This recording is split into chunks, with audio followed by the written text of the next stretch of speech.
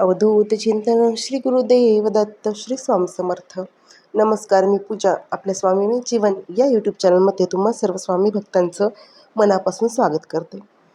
आपण जीवन जगत असताना आपल्या मनात खूप प्रश्न निर्माण होत असतात आणि त्या प्रश्नाबद्दल आपल्या मनामध्ये द्विधा मनस्थिती असते, किंवा आपण एखादी चांगली गोष्ट सुरू करणार आहोत त्याबद्दल देखील आपल्या मनामध्ये द्विधा मनस्थिती असते. योग्य मार्गदर्शन करणारं कुणीही नसतं. अशा वेळेस आपण स्वामींचा कौल घेऊ शकतो. बघा, कारण अक्कलकोटमध्ये जेव्हा स्वामी समर्थ महाराज होते तेव्हा बाळाप्पा देखील चिठ्ठ्या टाकून स्वामींचा कौल घेत असत. आता बघा, कौल घेणं म्हणजे काय, तर फक्त चिठ्ठी उचलणं नाही, तर ते सुद्धा योग्य पद्धतीने आपण केलं पाहिजे, तेव्हाच आपल्याला त्याचा रिझल्ट मिळणार आहे. तर आज मला सुद्धा स्वामींचा कौल घ्यायचा होता आणि एक गोष्ट सुरू करायची आहे त्यासाठी.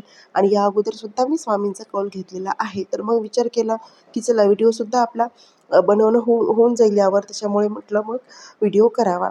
तर मी स्वामींचा कौल कसा घेतला ते पूर्ण पहा, तुम्हाला समजेल. आणि तुम्हाला घ्यायचं असेल तर स्वामींचा कौल, तुमच्या मनात जे काही प्रश्न आहेत त्याबद्दल, ते कोणतेही प्रश्न असू देत, कोणतीही समस्या असू देत तुमची, लग्नासंबंधित असू देत किंवा प्रेग्नन्सी संबंधित असू देत, किंवा तुम्हाला एखादी एक्झाम तुम्ही दिलेली आहे आणि ती पास होईल किंवा नाही याबद्दल असू देत, तर असे तुम्हाला 2 एकसारखे पेजेस घ्यायचे आहे छोट्या वहीचे.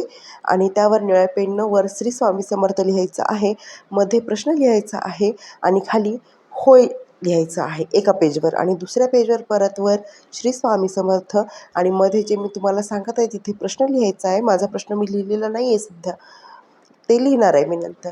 आणि मग खाली नाही लिहायचं आहे. बघा, अशा पद्धतीने. आणि सेम साईजचे तुम्हाला असे 2 पेपर घ्यायचे आहे. स्वच्छ, तिथे काहीही त्याच्यावर लिहिलेलं नसावं. आणि अशा प्रकारच्या तुम्हाला सेम त्याच्या खड्या घालून घ्यायच्या आहे. आणि स्वामींच्या चरणी ज्या ह्या चिठ्ठ्या आहेत तुम्हाला ठेवायच्या आहे. आणि मग नंतर तुम्हाला 11 माळी स्वामींचा जप करायचा आहे. बघा, असंच तुम्हाला म्हणजे चिठ्ठी उचलायची नाही आहे. तर मी हे जे आहे माझे प्रश्न मी लिहून घेतले आणि स्वामींच्या चरणी ते ठेवलेले आहेत. बघा, ते म्हणजे फोटो तर आहेच मागे स्वामींचा, आणि तुमच्या जवळ स्वामींचा फोटो असणे किंवा मूर्ती असणे आवश्यक आहे कौल घेताना. कारण तुम्ही कौल घेत आहात तर त्यांच्या चरणाजवळ हे ठेवायला पाहिजे आणि ते असायला पाहिजे फोटो वगैरे स्वामींचा. तर बघा, मी ठेवलेला आहे आणि माळ जपून घेणार आहे. अगोदर तसं तर 11 माळी जपायच्या असतात, पण माझं बाळ उठलं की मग मला ते अर्धवट सोडावं लागणार होते. त्याच्यामुळे मी 1 माळ जपणार आहे. किंवा तुम्ही 5 मिनटं मन शांत ठेवून 5 मिनटं स्वामी समर्थ महाराजांचा जप करू शकता. आणि जप करताना देखील ती जी तुमची समस्या आहे की अडचण आहे, ते तुम्हाला तिथे म्हणजे ते जप करताना सुद्धा तीच मनात आणायची आहे आणि ती म्हणजे अशी मनातल्या मनात बोलायची आहे आणि जपसुद्धा करायचा आहे. तर बघा, मी जप करून घेते आणि मग जप केल्यानंतर चिठ्ठी उचलेल. तुमच्या घरामध्ये जर छोटं बाळ असेल तर त्याच्याकडून उचलून घ्या. म्हणजे माझं आहे बाळ, पण ते झोपलेलं होतं, त्याच्यामुळे मग तो उठायच्या आधी मला हे करायचं होतं. आणि तुम्हाला एक गोष्ट म्हणजे सांगावीशी वाटते मला, मी जेव्हा पण स्वामींचा जप करते तेव्हा जे मी इथे तोरण लावलेलं आहे देवघराला, त्याचं जे मधलं हे पान आहे ना, ते हलत असतं. आणि दुसरं मी काहीही करताना कधीही म्हणजे दुसरी एखादी पोथी वगैरे वाचत असली, काही करत असले ना, तर हे पान हलत नाही. पण जेव्हा मी नामस्मरण करते तेव्हा माहीत नाही कसं काय ते मधलं पान आपोआप हलायला लागतं. काहीही नाही, कुठली हवा येत नाही किंवा फॅन चालू नसतो, काहीच नाही, तरी पण ते हलतं, माहिती नाही. तर म्हटलं आज तुम्हाला दाखवू, पण आज ते हललं नाही. माहिती नाही का बरं. पण जप करताना मी जेव्हा जप करते स्वामींचा, तेव्हा ते पान इतकं हलायला लागतं.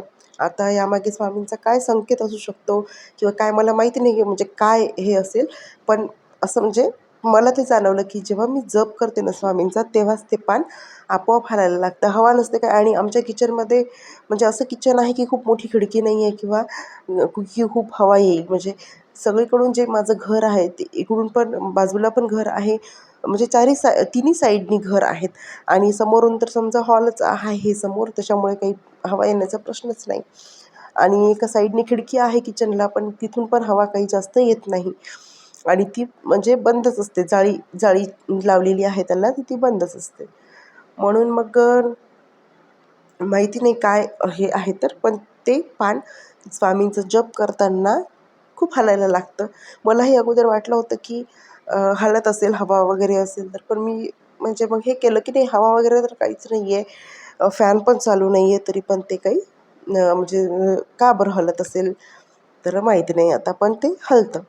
आणि जेव्हा मी तुम्हाला म्हणजे जेव्हा मी जप करत होते तर व्हिडिओ एका हाताने मोबाईल पकडला आणि जप चालू होता माझा, तर ते थोडं थोडं हलत होतं, असं किंचित, खूप जास्त नव्हतं हलत.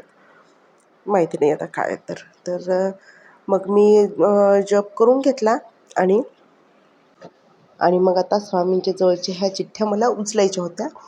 तर मग मी त्या म्हणजे परत एकदा हे करून घेतल्या, खालीवर अशा करून घेतल्या आणि परत मग स्वामींच्या चरणाजवळ ठेवल्या आणि स्वामींना प्रार्थना केली की मला म्हणजे स्वामी महाराज मला कौल द्या, जे पण काही असेल ते.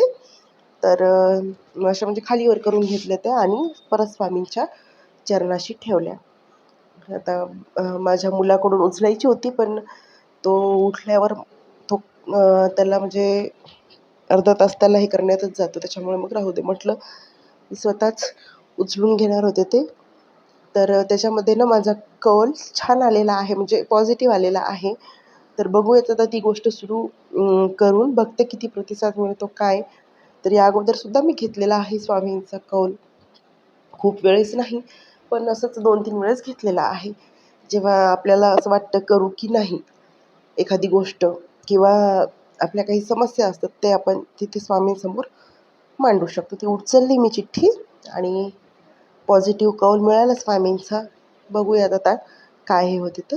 व्हिडिओ आवडला असेल तर लाईक करा, शेअर करा, सबस्क्राईब करा आणि तुम्हीसुद्धा स्वामींचा कौल घेतला आहे का आणि तुम्हाला त्याचा काय रिझल्ट मिळाला, म्हणजे तर ते तुम्ही मला कमेंट बॉक्समध्ये नक्की सांगा. धन्यवाद.